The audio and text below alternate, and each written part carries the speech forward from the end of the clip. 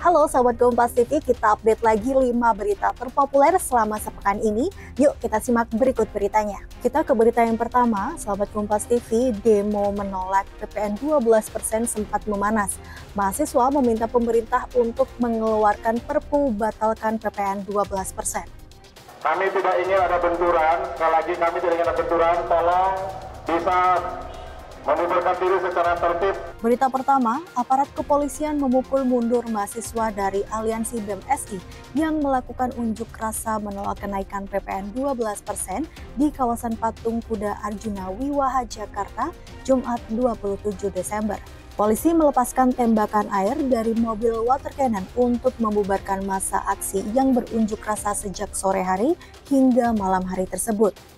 Dalam tuntutannya, mahasiswa mendesak Presiden Prabowo Subianto untuk mengeluarkan Perpu membatalkan kenaikan PPN 12%. Kita ke berita yang kedua, ada omongan Mahfud MD yang mengkritisi pernyataan Menteri Hukum Supratman Andi Aktas terkait pengampunan korupsi lewat denda damai. Menko Polhukam periode 2019-2024 Mahfud MD berbicara sejumlah isu, salah satunya denda damai koruptor. Mahfud kritik tegas pernyataan Menteri Hukum Supratman Andi Aktas terkait pengampunan korupsi lewat denda damai. Menurut Mahfud, denda damai hanya berlaku bagi tindak pidana ekonomi, bukan korupsi. Menurutnya, wacana ini malah seperti korupsi baru, namanya kolusi. Saya kira bukan salah kaprah, salah beneran.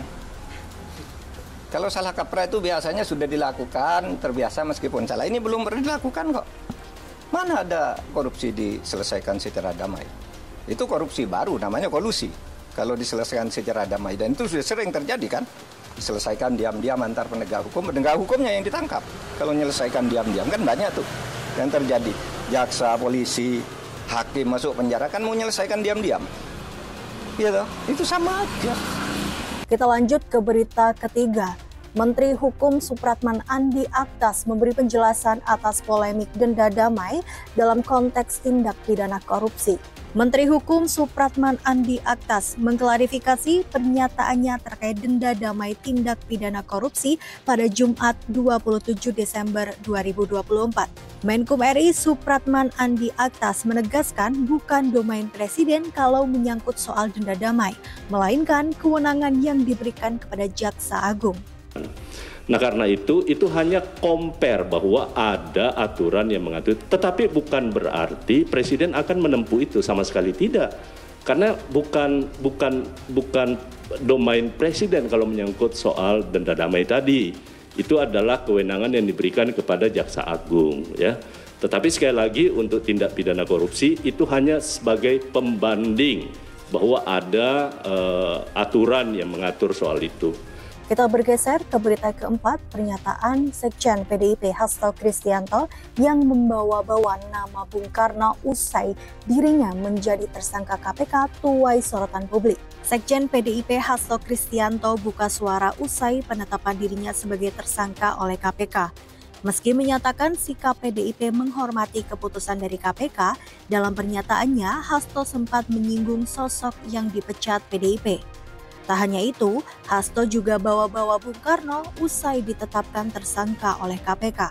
Kami sudah menyiapkan risiko terburuk karena sebagaimana dilakukan oleh Bung Karno, masuk penjara adalah bagian dari pengorbanan cita-cita. Untuk itu jangan pernah takut menyuarakan kebenaran. Kita jaga Partai Demokrasi Indonesia Perjuangan.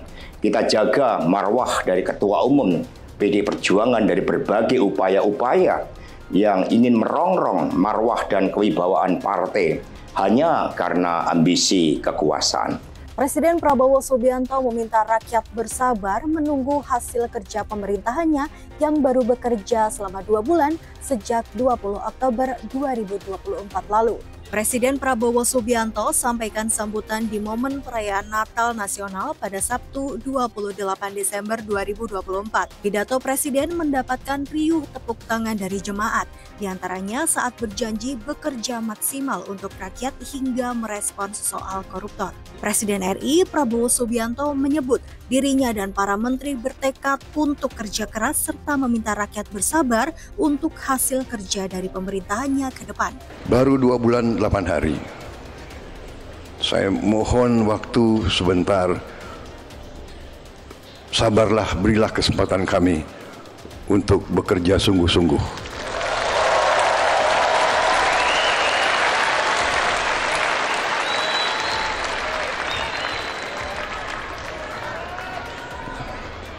Tetapi saya sangat optimis.